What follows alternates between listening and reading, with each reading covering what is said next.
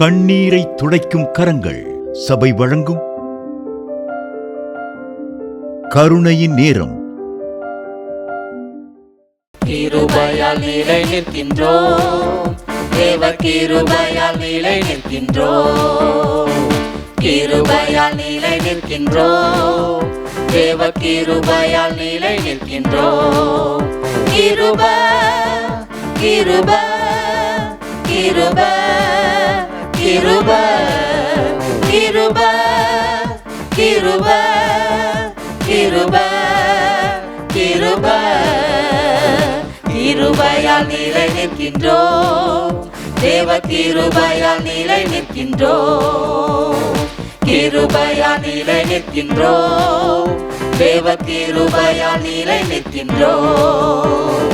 பெயர் சொல்லி அழைத்தது உங்க கிருபை, பெரியவனாக்கியது உங்க கிருபை. பெயர் சொல்லி அழைத்தது உங்க கிருபை, பெரியவனாக்கியது உங்க கிருபை. கிருபை கிருபை கிருபை கிருபை கிருபை கிருபை கிருபை கிருபை கிருபையால் நிலை நிற்கின்றோம், தேவ கிருபையால் நிலை நிற்கின்றோம். கிருபையால் நிலை நிற்கின்றோம், தேவ கிருபையால் நிலை நிற்கின்றோம். நீதிமானாய் மாற்றியது உங்க கிருபை, நித்தியத்தில் சேர்ப்பது உங்க கிருபை. நீதிமானாய் மாற்றியது உங்க கிருபை, நித்தியத்தில் சேர்ப்பது உங்க கிருபை. கிருபை கிருபை கிருபை கிருபை கிருபை கிருபை கிருபை கிருபை கிருபையால் நிலை நிற்கின்றோம், தேவ கிருபையால் நிலை நிற்கின்றோம். கிருபையால் நிலை நிற்கின்றோம், தேவ கிருபையால் நிலை நிற்கின்றோம்.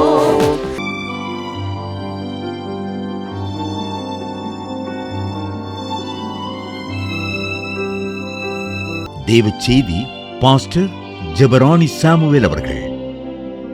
கர்த்தருக்கு ஸ்தோத்திரம். கண்ணீர் துடைக்கும் கரங்கள் சபையின் சார்பாக வார்த்தை கேட்கிற உங்கள் ஒவ்வொருவரையும் இயேசுவின் நாமத்தில் வாழ்த்துகிறேன், ஆசீர்வதிக்கிறேன். கர்த்தர் உங்களை மென்மேலும் ஆசீர்வதிப்பார். இந்த நாளில் உங்களோடு பேசும்படி தேவன் எனக்கு கொடுத்த கிருபைக்காக ஆண்டவருக்கு நன்றி செலுத்துகிறேன். தேவநாமம் மகிமைப்படுவதாக. இந்த நாளில் வேதத்தின் அடிப்படையிலிருந்து அவர் நமக்கு கொடுத்ததான வார்த்தைகள் நிறைவேற வேண்டும். அதற்கு நாம் என்ன செய்ய வேண்டும்ன்றதான காரியத்தை குறித்து உங்களோட பேச வந்திருக்கிறேன். கர்த்தர் உங்களை ஆசீர்வதிப்பார். கர்த்தர் நாம் மேம்படுவதாக. ஆண்டவர் இந்த உலகத்தில் மனிதர்களை படைத்தது மண்ணினாலே மனுஷனை உருவாக்கினார்.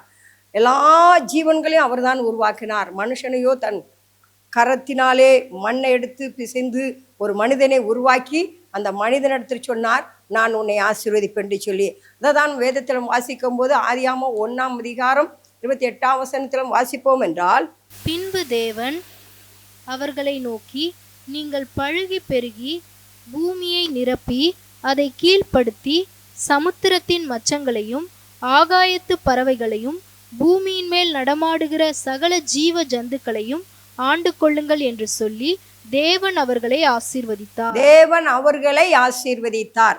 உலகத்திலே தேவன் மனிதனை படைத்ததே அவர்கள் ஆசீர்வாதமாக இருக்க வேண்டும் என்று சொல்லிதான். தேவன் அதை விரும்புகிறார். என் பிள்ளைகள் ஆசீர்வாதமாக இருக்க வேண்டும் என்று சொல்லி மனிதனை படைத்து அவனை நீங்கள் ஆசீர்வாதமாக இருக்க வேண்டும் என்று சொல்லுகிறார். நீங்கள் ஆசீர்வாதமாக இருக்க வேண்டும் என்றால் அவருடைய வார்த்தைக்கு கீழ்ப்படைய வேண்டும் என்று விரும்புகிறார். ஆகவே ஆண்டவராய தேவன் நமக்கு சொல்லுகிற வார்த்தை, அவர் ஒரு மனிதனை அழைக்கிறார். அவர் அழைத்து அவனை ஆசீர்வதிக்க. வேதத்தை நம்ம வாசிக்கும் போது ஆதியாகமம் 11ஆம் அதிகாரம் 26 நம்ம வாசிப்போம் என்றால், கர்த்தர் ஒரு மனிதனை அழைத்து கொண்டு வருகிறார். தேராகு 70 வயதான போது ஆபிராம் நாகோர் ஆரான் என்பவர்களை பெற்றான். தேராகுடைய வம்ச வரலாறு. தேராகு ஆபிராம் நாகோர் ஆரான் என்பவர்களை பெற்றான். அல்லேலூயா. அருமையான கர்த்தர் பிள்ளைகளே, அதனை தேராகு என்பதை வார்த்தோ ஆண்டவர் படைத்தது ஆதாம்ல இருந்து படைக்கிறார். நோவாவின் காலம் வரைக்கும் இவர்கள் வசித்து வருகிறார்கள். நோவாவுக்கு அப்புறம் வந்து தான் வேதத்தை நம்ம பார்க்கிறோம். அருமையான கர்த்தர்களே, நோவாவுடைய வார்த்தைக்கு அப்புறம் நோவாவுடைய பிள்ளைகள் தான், நோவாவுடைய பிள்ளைகளை சேம் என்பவருடைய சந்ததியில பிறந்தவர் தான் இந்த ஆபிரகாம், இந்த தேராகு என்பவர்கள். இவர்கள் ஆண்டவர் விட்டு தூரமா போய் அந்நிய தேசத்திலே அந்நிய தேவர்களை வணங்கி கொண்டிருந்தார்கள். அவர்களை தேவன் அழைத்தார் என்று நம்ம வேதத்துல வாசிக்கிறோம். கர்த்தர் நாமம் மகிமைப்படுவதாக. அவர் அழைத்தார். எங்கிருந்து அழைத்து கொண்டு வருகிறார் என்று சொன்னால், அவர் ஒரு மனுஷனை அழைத்து அவனை ஆசீர்வதிக்கிறார். அவர் சொல்லுகிறார், ஆதியாகமம் 12:1 கர்த்தர் ஆபிராமை நோக்கி, நீ உன் தேசத்தையும் உன் இனத்தையும் உன் தகப்பனுடைய வீட்டையும் விட்டு புறப்பட்டு நான் உனக்கு காண்பிக்கும் தேசத்துக்கு போ.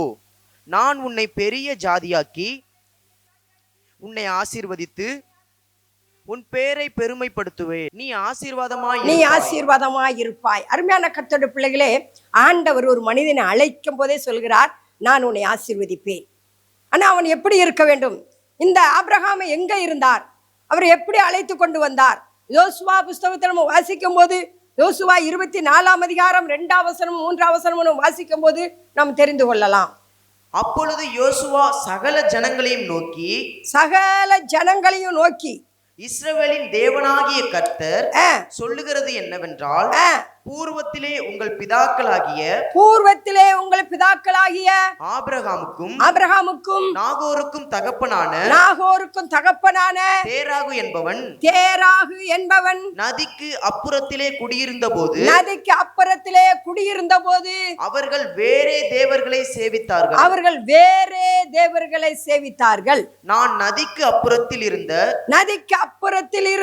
உங்கள் தகப்பனாகிய ஆபிரகாமை அழைத்து கொண்டு வந்து அவனை கானான் தேசமெங்கும் சஞ்சரிக்க செய்து, ஆமென், அவனை கானான் தேசமெங்கும் சஞ்சரிக்க செய்து அவன் சந்ததியை திரட்சியாக்கி அவனுக்கு ஈசாக்கை கொடுத்தேன். அருமையான கர்த்தருடைய பிள்ளையே, நமது ஆண்டவர் ஆபிரகாமை அழைக்கிறார். அவன் அந்நிய தேசத்துல வேறே தெய்வத்தை வணங்கினவன். அவனை அழைத்து கொண்டு வந்து சொல்லுகிறார், நான் உன்னை ஆசீர்வதிப்பேன், உன் பேரை பெருமைப்படுத்துவேன் என்று ஆண்டவர் வாக்கு பண்ணுகிறார். நம்ம ஆண்டவர் வாக்கு மாறாதவர். கர்த்தர் நாமம் மகிமைப்படுவதாக. ஆனால் எதுவரைக்கும் அவர் அழைத்து கொண்டு வந்து அவருக்கு உண்மையாக இருக்க வேண்டும் என்று அவர் விரும்பி, அவர் ஒரு மனிதனை அவர் அழைத்தவுடனே சொல்லுகிறார், நான் உன்னை ஆசீர்வதிப்பேன் என்று சொல்லி. இங்க ஆபிரகாம் அழைத்து ஆண்டுகள் ஓடிக்கொண்டு இருக்கிறது. ஆபிரகாமுக்கு 99 வயது ஆகிவிட்டது. இன்னும் அவருடைய ஆசீர்வாதத்தை பெற முடியாமல் இருக்கிறான். ஏன் என்று சொன்னா, கர்த்தர் அந்த அந்நிய தேசத்திலிருந்து அந்நிய தெய்வத்தை வணங்கின மனிதனை கொண்டு வந்து அப்படியாக அவனை ஆசீர்வதிக்க வேண்டுமானா அவனுடைய பெயரை மாற்ற வேண்டும் என்று விரும்புகிறார். அதைத்தான் ஆதியாகமம் 17:5 வாசிக்கும் போது கர்த்தர் நாமம் மகிமைப்படுவதாக. இனி உன் பேர் ஆபிராம் எண்ணப்படாமல் நான் உன்னை திரளான ஜாதிகளுக்கு தகப்பனாக ஏற்படுத்தினபடியால் உன் பேர் ஆபிரகாம் எனப்படும். ஆமென், அல்லேலூயா. அருமையான கர்த்தருடைய பிள்ளைகளே, முதலாவது ஒரு மனிதனை கர்த்தர் ஆசீர்வதிக்க வேண்டுமானா அவனை அந்நிய தேசத்திலிருந்து அழைத்து கொண்டு வந்து அவனுடைய பெயரை மாற்றுகிறார். ஒரு மனிதனுடைய பெயர் நிமித்தம் அவனுக்கு ஒரு ஆசீர்வாதம் கிடைக்கிறது. உன் பெயர் உனக்கு ஆசீர்வாதத்தை கொண்டு வரும். அவங்க அருமையான கர்த்தருடைய பிள்ளைகளே, நீ கர்த்தருடைய பிள்ளை என்பதை மற்றவர்கள் அறிந்து கொள்ள வேண்டுமானா முதலாவது உன் பெயர் மாற்றப்பட வேண்டும். ஆண்டவர் ஆபிரகாம் அழைத்து கொண்டு வருகிறார். 99 வயது வரைக்கும் அவனுக்கு ஆசீர்வாதம் கிடைக்கவில்லை. இந்த 99வது வயதுல சொல்கிறார், உன் பேர் இனி ஆபிரகாம் எனப்படாமல் ஆபிரகாம் எனப்படும் என்று சொல்லி பெயரை மாற்றுகிறார். கர்த்தர் நாமம் மகிமைப்படுவதாக. அது மாத்திரமல்ல, அவனுக்கு துணைவியாக கொடுத்த அவனுடைய மனைவிக்கும் பெயரை மாற்றுகிறார். ஆதியாகமம் 17:15 நம்ம வாசிப்போம் என்றால், பின்னும் தேவன் ஆபிரகாமை நோக்கி, உன் மனைவி சாராயை இனி சாரா என்று அழையாதிருப்பாயாக, சாராள் என்பது அவளுக்கு பேராயிருக்கும். ஆமென், அல்லேலூயா. அருமையான கர்த்தருடைய பிள்ளைகளே, சாராய் ஆபிரகாமே மாத்திரமல்ல, அவனுக்கு துணையாக அவனோடு இருக்கிற அவனுடைய குடும்பத்தாருடைய பெயரும் மாற்றப்பட வேண்டும் என்று ஆண்டவர் விரும்புகிறார். ஆகவேதான் இந்த சாரா என்கிற பெயரை மாற்றி அவளுக்கு சாராள் எனப்படும் என்று சொல்லி அவர் பெயரை மாற்றி அவளை ஆசீர்வதிக்கிறார். அவளாலே அநேக சந்ததிகள் வரும் என்று சொல்லுகிறார். கர்த்தர் நாமம் மகிமைப்படுவதாக. அவளால பூமியில ராஜாக்கள் தோன்றுவார்கள். அவளுடைய கர்ப்பத்தில் அநேக ஜாதிகள் தோன்றுவார்கள் என்று ஆண்டவர் அவர்களை ஆசீர்வதித்தார். அருமையான கர்த்தருடைய பிள்ளைகளே, நம்ம ஆண்டவர் நம்மளை ஆசீர்வதிக்க வேண்டுமானா முதலாவது நம்முடைய பெயர் மாற்றப்பட வேண்டும். நம்முடைய பெயர் ஆசீர்வாதமான பெயராக இருக்க வேண்டும். அருமையான அது தேவன் விரும்புகிற பெயராக காணப்பட வேண்டும். கர்த்தர் நாமம் மகிமைப்படுவதாக. அவனுடைய சந்ததி ஆபிரகாம் பெற்றதான ஈசாக்கை சொல்லுகிறார். அவரே பெயரிடுகிறார். நான் உனக்கு குமாரனை கொடுப்பேன், அவனுக்கு ஈசாக்கு என்று பெயரிடுவாயாக என்று சொல்லி ஆண்டவரே அவனுக்கு பெயரிடுகிறார். கர்த்தர் நாமம். அதைத்தான் ஆதியாகமம் 17:19 நம்ம வாசிக்கும் போது, அப்பொழுது தேவன், உன் மனைவியாக சாராள் நிச்சயமாய் உனக்கு ஒரு குமாரனை பெறுவாள், அவனுக்கு ஈசாக்கு என்று பெயரிடுவாயாக. ஆமென், அல்லேலூயா. அருமையான கர்த்தருடைய பிள்ளைகளே, ஆண்டவர் ஈசாக்கு பிறக்கிறதுக்கு முன்பே, அவன் கற்பந்தரிக்கிறதுக்கு முன்பே அவரை ஈசாக்கு என்று பெயரிட்டு விட்டார். கர்த்தர் நாமம் மகிமைப்படுவதாக. ஈசாக்குக்கு 2 பிள்ளைகள் உண்டு. அவர் தெரிந்து கொண்ட பிள்ளைகளை, அவர் ஆசீர்வதிக்க வேண்டும் என்று விரும்புகிற பிள்ளைகளை அவர் பெயரை மாற்றுகிற தேவனா இருக்கிறார். கர்த்தர் நாமம் மகிமைப்படுவதாக. அதுதான் ஆதியாகமம் 32 அதிகாரம் 27, 28 வாசிப்போம் வேண்டாம். இந்த ஈசாக்குக்கு 2 பிள்ளைகள், அதுல ஒரு பிள்ளைய கர்த்தர் அவர் கண்டு தெரிந்து கொண்டார். அதுதான் யாக்கோபு. வாசிப்போம். அவர் உன் பேர் என்ன என்று கேட்டார். யாக்கோபு என்றான். அப்பொழுது அவர், உன் பேர் இனி யாக்கோபு என்னப்படாமல், உன் பேர் இனி யாக்கோபு எனப்படாமல் இஸ்ரவேல் என்னப்படும். இஸ்ரவேல் எனப்படும். தேவனோடும் மனிதரோடும் போராடி மேற்கொண்டாய். அருமையான கர்த்தருடைய பிள்ளைகளே, ஒரு ஆண்டவருடைய பிள்ளை தேவனுடைய பாதத்தில் அமர்ந்து ஜெபிக்கிற பிள்ளையா இருக்க வேண்டும் என்று தேவன் விரும்புகிறார். இந்த யாக்கோபுடைய அவருடைய வம்ச வரலாறுல வந்த எல்லாவற்றையும் நீங்க பார்ப்பீர்கள் என்று சொன்னால், யாக்கோபுடைய சந்ததியை கர்த்தர் ஆசீர்வதிக்கிறதுக்கு முன்பாக அவர் அவனை பெயரை மாற்றுகிறார். கர்த்தர் நாமம் மகிமைப்படுவதாக. இந்த யாக்கோபுக்கு 12 பிள்ளைகள் உண்டு, ஒரு பெண் பிள்ளை உண்டு. அந்த 12 பிள்ளைகளையும் அவர் ஆசீர்வதிக்க வேண்டும் என்று விரும்புகிறார். கர்த்தர் நாமம் மகிமைப்படுவதாக. அவர் ஆசீர்வதிக்க விரும்புகிற பிள்ளைகள் எல்லாம் அவர் பெயரை மாற்றி மாற்றி ஆசீர்வதிக்கிறார். கர்த்தர் நாமம் மகிமைப்படுவதாக. இப்போ ஒரு மனிதனை கர்த்தருடைய சந்தையில் வருகிறதான நோவாவுடைய காலத்துக்கு அப்புறம் இஸ்ரவேல் ஜனங்களை பெருகி கொண்டிருந்தார்கள். அப்பொழுது தானியேலை கர்த்தர் தெரிந்து கொண்டார். கர்த்தர் நாமம் மகிமைப்படுவதாக. தானியேலுக்கு என்ற பெயரை அவர், தானியேல் என்ற பெயருக்கு அர்த்தமே கர்த்தர் நீதி செய்கிறவர் அப்படிங்கிற அர்த்தத்தோடு ஒரு பெயர் தான் அந்த தானியேலுக்கு. அருமையான கர்த்தர், இந்த தானியேல் சிறைப்பட்டு போகிறான். சிறைப்பட்டு போன இடத்துல பாபிலோன் தேசத்துல கொண்டு போகப்படுகிறான். அப்பொழுது அவனுடைய பெயர் அங்க பாபிலோன் அரசர் அந்த பெயரை மாற்றுகிறார். ஏனென்று சொன்னால், பாபிலோன்ல இருக்கதான அந்நிய ஜனங்கள் அவர்கள் தேவனுடைய நாமத்தினாலே தானியேலை அழைக்க வேண்டும் என்று விரும்புகிறார்கள். கர்த்தர் நாமம் மகிமைப்படுவதாக. ஆகவே அருமையான கர்த்தர் பிள்ளை, தானியேல் என்ற பெயருக்கு கர்த்தர் நீதி செய்கிறார் என்று அர்த்தம். தானியேல் பாபிலோனுக்கு சிறையாக கொண்டு போகப்பட்ட போது கர்த்தர் நாம அங்கே அவனுடைய பெயர் மாற்றப்படுகிறது. கர்த்தர் நாமம் மகிமைப்படுவதாக. அதைத்தான் தானியேலை நம்ம வாசிக்கிறோம். தானியேல் 1 அதிகாரம். தலைவன் தானியேலுக்கு பெல்சாத்சார் என்றும், அனனியாவுக்கு சாத்ராக் என்றும், மிஷாவேலுக்கு மேசாக் என்றும், அசரியாவுக்கு ஆபேத்நேகோ என்றும் மறுபெயரிட்டான். ஆமென், அல்லேலூயா. அருமையான கர்த்தர் பிள்ளை, கர்த்தர் நீதி செய்கிறதான பேரை மாற்றி இந்த தானியேலுக்கு பெல்சாத்சார் என்று அவன் பெயரிடுகிறான். அருமையான கர்த்தருடைய பிள்ளைகளே, தானியேல் 1:1 யூதாவின் ராஜாவாகிய யோயாக்கீம் அரசாண்ட 3ஆம் வருஷத்திலே பாபிலோனின் ராஜாவாகிய நேபுகாத் நேச்சார் எருசலேமுக்கு வந்து அதை முற்றுகை போட்டான். அப்பொழுது ஆண்டவர் யூதாவின் ராஜாவாகிய யோயாக்கீமையும் தேவனுடைய ஆலயத்தின் பாத்திரங்களில் சிலவற்றையும் அவன் கையில் ஒப்பு கொடுத்தார். அவன் அந்த பாத்திரங்களை சினேயார் தேசத்தில் உள்ள தன் தேவனுடைய கோயிலுக்கு கொண்டு போய் அவைகளை தன் தேவனுடைய பண்டசாலைக்குள் வைத்தான். அப்பொழுது இஸ்ரவேல் புத்திரருக்குள்ளே ராஜ குலத்தார்களிலும் துறை மக்களிலும் யாதொரு மாசும் இல்லாதவர்களும் ஒரு மாசும் இல்லாதவர்களையும் அழகானவர்களும் சகல ஞானத்திலும் தேறினவர்களும் அறிவில் சிறந்தவர்களும் கல்வியில் நிபுணரும் ராஜாவின் அரண்மனையிலே சேவிக்க திறமை உள்ளவர்களுமாகிய சில வாலிபரை கொண்டு வரவும் அவர்களுக்கு கல்தேயரின் எழுத்தையும் பாஷையையும் கற்றுக் கொடுக்கவும் ராஜா தன் பிரதானிகளின் தலைவனாகிய அஸ்பேனாசானுக்கு கற்பித்தான். 7ஆம் வசனம்.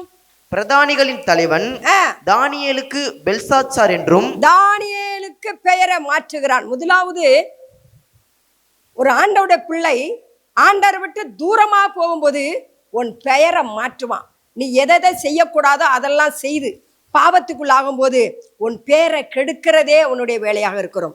இங்க பார்க்கிறோம், இந்த தானியேலுக்கு பெல்சாத்சார் என்ற பெயரை இடுகிறான். பெல்சாத்சார் என்றால் பாகாலே இவனை காப்பாற்று என்ற அர்த்தமாம். அருமையான கர்த்தருடைய பிள்ளைகளே, இவர் கர்த்தர் நீதி செய்கிறோம் என்ற பெயரை மாற்றி பாகாலே இவனை காப்பாற்று என்றதான பெயர் பெல்சாத்சார் என்ற அவன் பெயரிடுகிறான். அருமையான கர்த்தருடைய பிள்ளைகளே, நீ கர்த்தருடைய பிள்ளையா இருப்பாயானால் உன் பெயரை நீ பாதுகாக்க வேண்டும். நீ கர்த்தருடைய பிள்ளை என்பதை அழைக்கப்பட வேண்டும். சாத்தான் உன்னை எப்படியாவது உன் பெயரை கெடுத்து விட வேண்டும், உன் வாழ்க்கையில உன்னை வீணாக்க வேண்டும் என்று சொல்லி முதலாவது அவன் செய்கிற வேலையை உன் பெயரை மாற்ற வேண்டும், உன் பெயரை கெடுத்துட வேண்டும்.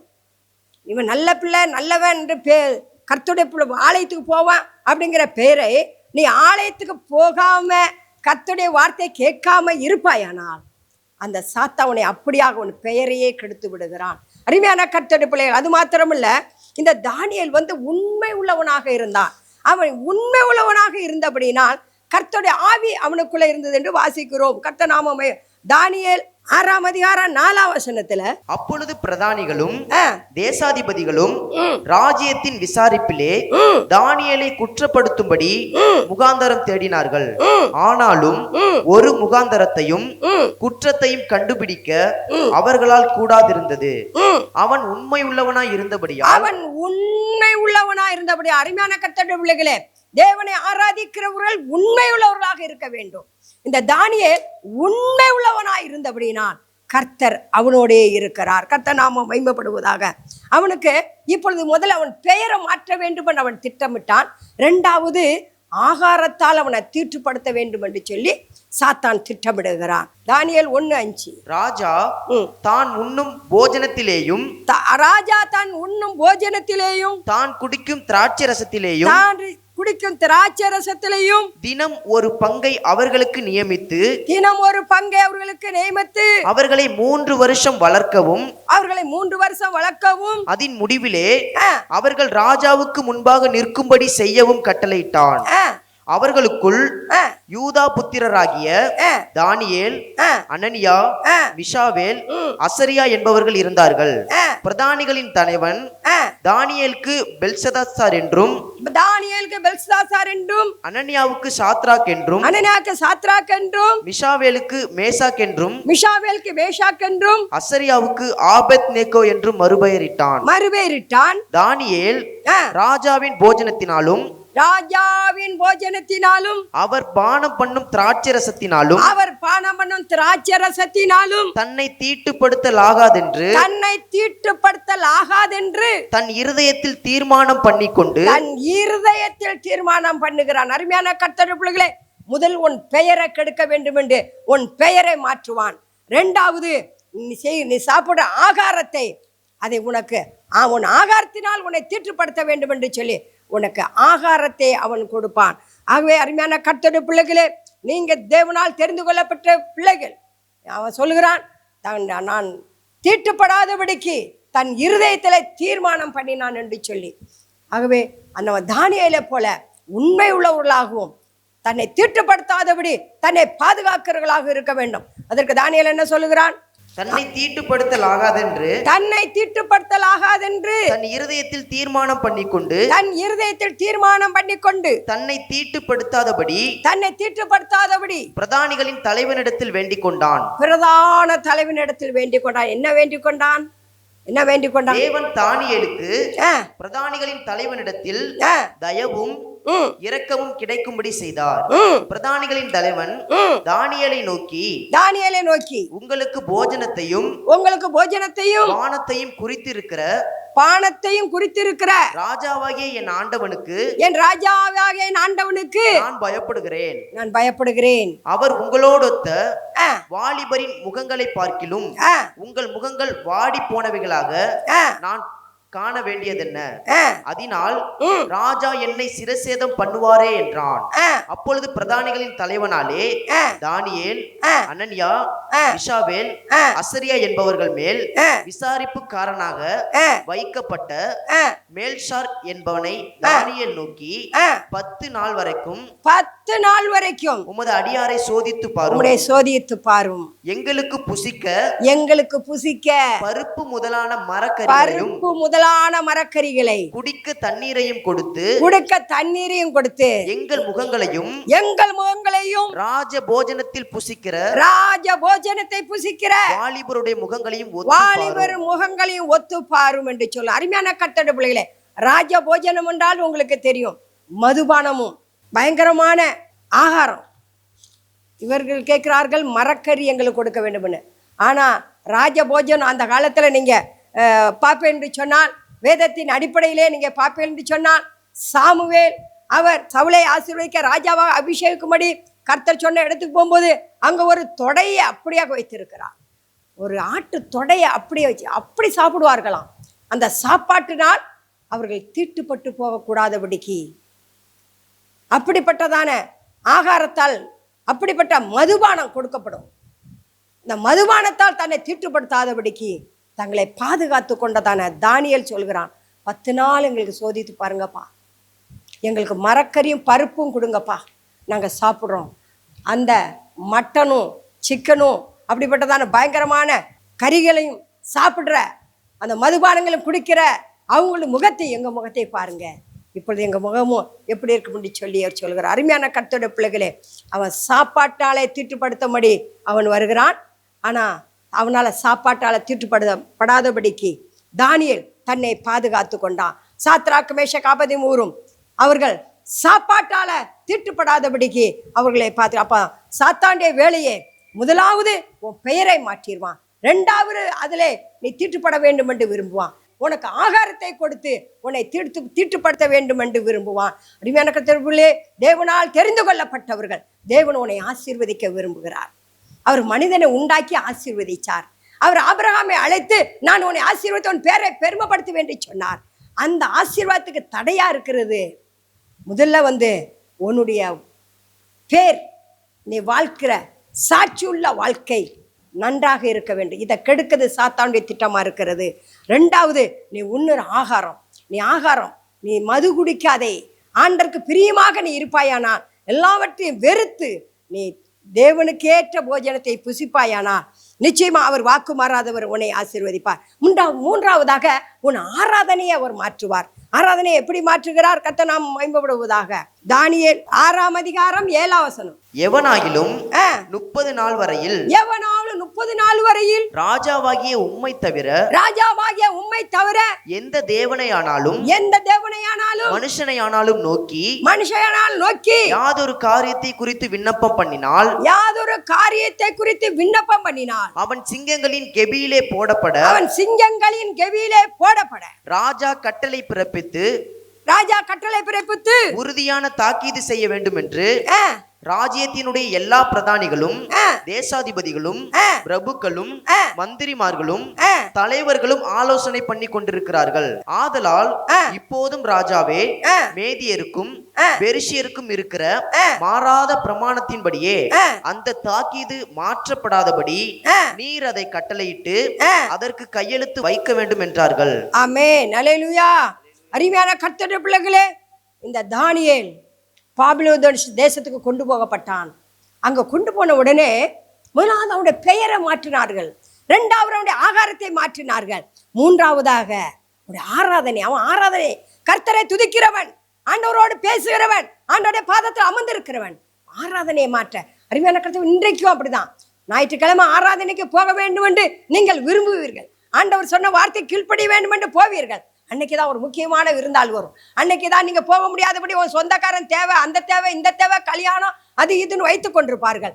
ஏனென்று சொன்னா நீ ஆராதனைக்கு போனால் ஆண்டவர் ஆசீர்வதிச்சிடுவார். அவர் சொன்னார், நான் உன்னை ஆசீர்வதிப்பேன் என்று சொல்லி அவர் வாக்கு பண்ண கர்த்தர். மனுஷனை உண்டாக்கி ஆசீர்வதிப்பேன் சொன்ன கர்த்தர் வாக்கு மாறாதவர். அந்த ஆசீர்வாதத்தை தடுக்கிறதே சாத்தானுடைய வேலை. கர்த்தர் நாம மகிமைப்படுவதாக. அருமையான கர்த்தருடைய பிள்ளைகளே, ஆனா இந்த தானியேலோ என்ன செஞ்சான்? 6ஆம் அதிகாரம் 10ஆம் வசனத்துல சீக்கிரம். தானியேலோ வென்றால் அந்த பத்திரத்துக்கு கையெழுத்து வைக்கப்பட்டதென்று அறிந்த போதிலும் தன் வீட்டுக்குள்ளே போய் தன் மேல் அறையிலே எருசலேமுக்கு நேராக பலகணிகள் திறந்திருக்க அங்கே தான் முன் செய்து வந்தபடியே தினம் 3 வேளையும் தன் தேவனுக்கு முன்பாக முழங்காற்படியிட்டு ஜெபம் பண்ணி ஸ்தோத்திரம் செலுத்தினான். ஆமென், அல்லேலூயா. அருமையான கர்த்தருடைய பிள்ளைகளே, இவனுக்கு விரோதமான ஒரு சட்டம் பிறப்பிக்கப்பட்டிருக்குது. வேற எந்த தெய்வத்தையோ மனிதனை யாரும் 30 நாள் வரைக்கும் வணங்க கூடாது, ராஜாவை தான் வணங்கணும்னு சொல்லி. ஆனா இவன் கர்த்தரால் தெரிந்து கொள்ளப்பட்ட மனிதன், பாபிலோனுக்கு சிறையாக கொண்டு போட்ட மனிதன். இவன் சொல்லுகிறான் கர்த்தருடைய பாத்தில் அமர்ந்திருக்கிறான். தானியேலோ வென்றான். தினமும் 3 வேளை எருசலேமுக்கு நேராக பலகணிகள் திறந்திருக்க கர்த்தர் நோக்கி விண்ணப்பம் பண்ணி கொண்டிருந்தான். இதை அந்த எதிரிகள் பார்த்தார்கள். அவனோடு இருக்க ஜனங்களை எப்படியாவது இவனை குற்றப்படுத்த வேண்டும் என்று பார்த்தார்கள். அவர் ராஜாவிடத்தில் போன, ராஜாவே நீ இப்படி சொல்லி 30 நாள் வரைக்கும் உண்மை தவிர யாரையும் வணக்கூடாதுன்னு சொல்லி நீர் உடைய மோதிரத்தினால் முத்திரையிட்டு இருக்கிறே. ஆனா இந்த தானியேலோ வந்தால் தன்னுடைய தேவனை வணங்குறான்னு சொல்லி அவனை குற்றப்படுத்தினார்கள். கர்த்தருக்குள்ள அவன் உண்மையா இருந்தபடினால், தன்னை தீட்டுப்படுத்தாமல் தன்னை பாதுகாத்து கொண்டபடினால் கர்த்தர் நாம மகிமைப்படுவதாக. கர்த்தர் அவனோடு இருந்தார் என்று சொல்லி வேதத்துல வாசிக்கிறோம். தானியேல் 6ஆம் அதிகாரம் 18ஆம் வசனத்துல இந்த ராஜாவை வணங்காதனால அவனை சிங்க கெபியிலே கொண்டு போடுகிறார்கள். தானியேல் 6:18. பின்பு ராஜா தன் அரண்மனைக்கு போய் ராம் முழுவதும் போஜனம் பண்ணாமலும் கீதவாத்தியம் முதலானவைகளை தனக்கு முன்பாக வர ஒட்டாமலும் இருந்தான். அவனுக்கு நித்திரையும் வராமற் போயிற்று. காலமே கிழக்கு வெளுக்கும் போது ராஜா எழுந்திருந்து சிங்கங்களின் கெபிக்கு தீவிரமாய் போகிறான். ராஜா கெபியின் கிட்ட வந்தபோது துயர சத்தமாய் தானியேலை கூப்பிட்டு, தானியேலே, ஜீவனுள்ள தேவனுடைய தாசனே, நீ இடைவிடாமல் ஆராதிக்கிற உன் தேவன் உன்னை சிங்கங்களுக்கு தப்புவிக்க வல்லவராய் இருந்தாரா என்று தானியேலை கேட்டான். அப்பொழுது தானியேல், ராஜாவே நீர் என்றும் வாழ்க, சிங்கங்கள் என்னை சேதப்படுத்தாதபடிக்கு தேவன் தம்முடைய தூதனை அனுப்பி அவைகளின் வாயை கட்டி போட்டார். ஆமென், அல்லேலூயா.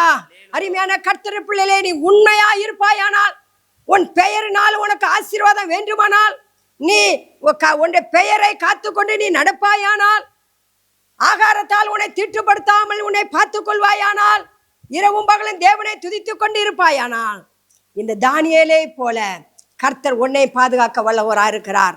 அவர் சொல்கிறார், சிங்கங்களின் வாயை தூதர்கள் கட்டி போட்டு விட்டார்கள். அருமையான கர்த்தர் பிள்ளைகளே, இந்த இடத்துல ஒரு காரியத்தை பார்க்கும்போது, இந்த ராஜா தான் சொன்னான் தானியேலுக்கு பெல்சாசார் என்ற பெயரிட வேண்டும் என்று சொல்லி. ஆனா சிங்க குவையில வந்த உடனே தானியேலே என்று அழைக்கிறார். அருமையான கர்த்தர் பிள்ளைகளை, நம் ஆண்டவர் மனுஷர்களை மாற்றுகிற தேவன். அவர்தான் சொன்னார் அவனுக்கு பெல்சாசார் என்று பெயரிட வேண்டும் சொல்லி. ஆனா இப்பொழுது அவர் அழைக்கிறதோ, தானியேலே, சிங்கங்கள் உன்னை சேதப்படுத்தாதபடிக்கு நீடவிடாது ஆராதிக்கிற உன் தேவன் உன்னை தப்பு வைக்க வல்லவரா இருந்தாரா என்று கேட்டார். அருமையான கர்த்தருடைய பிள்ளைகளே, தானியேலின் தேவன் நம்முடைய தேவன். தானியேலை போல நீங்கள் உங்களுடைய பெயரினால் ஆசீர்வாதம் வர வேண்டும். ஆண்டவர் எப்படி ஆபிரகாமை அழைத்தவருக்கு பெயரை மாற்றி அவன் ஆசீர்வதிச்சாரோ, விதமா உங்களுடைய பெயர் ஆசீர்வாதமான பெயராக இருக்க வேண்டும். ஆகவேதான் இந்த நாளில ஞானசானம் எடுக்கும் போது கூட பாஸ்டர்கள் உங்களுடைய பெயர்களை மாற்றி உங்களுக்கு ஞானசானம் கொடுப்பார்கள். அருமையான கர்த்தருடைய பிள்ளைகளே, ஒருவேளை உங்களுக்கு விக்கிரக ஆராதனையிலே வழிபட்டவர்களாக இருக்கலாம், நீங்க ஆண்டவரை அறியாதவர்களாக இருக்கலாம். அவர்களுக்கான பெற்றோர்கள் விக்கிரகத்தை அந்த லக்கத்தின்படி பெயரை விட்டிருப்பார்கள். ஆனா கர்த்தர் அவர்களுக்கு தெரிந்து கொண்டபடியா அவர்களை ரட்சித்த உடனே அவர்கள் பெயர் மாற்றப்பட வேண்டும். அப்பொழுது கர்த்தர் உங்கள் மேல் பிரியமா இருக்கிறார். ஆபிரகாம் அழைத்தார், அவர் ஆசீர்வதிக்க விரும்பினார், ஆசீர்வதிப்பேன் சொன்னார். அவன் பெயர் மாற்றப்படுற வரைக்கும் அவர் ஆசீர்வாதத்தை கொடுக்கவில்லை. எப்பொழுது அவன் பெயர் மாற்றப்பட்டதோ உடனே அவனுக்கு ஒரு குழந்தை பாக்கியத்தை கொடுத்தார். அவனாலே தேசம் ஆசீர்வதிக்கப்படுகிறது. அப்படிப்பட்ட கிருபையை இந்த வார்த்தை கேட்கிற ஒவ்வொரு பிள்ளைகளுக்கும் தேவன் கொடுக்கும்படி உங்களுக்காக ஜெபிக்கிறேன். கர்த்தர் உங்களை ஆசீர்வதிப்பார். ஆமென். ஸ்தோத்திரம். ஸ்தோத்திரம் ஆண்டவரே, துதிக்கிற ஐயா. ஏசப்பா, இந்த நாளையில எங்களோடு பேசினதுக்காக உங்களுக்கு நன்றி செலுத்துறோம். ஏசப்பா, மனிதனை உண்டாக்கி நீங்க ஆசீர்வதிக்கிற கர்த்தர். இந்த உலகத்துல ஒவ்வொரு மனிதரையும் ஆண்டவரே நீங்க ஆசீர்வதிக்கும்படி விரும்புகிற தேவன். இந்த நாளையில் ஆண்டவரே எங்களோடு நீங்க பேசியிருக்கிறதுக்காக நன்றி. நாங்கள் ஆசீர்வதிக்கப்பட வேண்டுமானா எங்களுடைய பெயர் மாற்றப்பட வேண்டும். நாங்கள் ஆசீர்வதிக்கப்பட வேண்டுமானா தீட்டான ஆகாரத்தை நாங்கள் புசிக்கப்படாதப்பா. நாங்கள் ஆசீர்வதிக்கப்பட வேண்டுமானா இரவும் பகலை என் அப்பாவோடு பேசி ஆராதிச்சு கொண்டு இருக்க வேண்டும் ஐயா.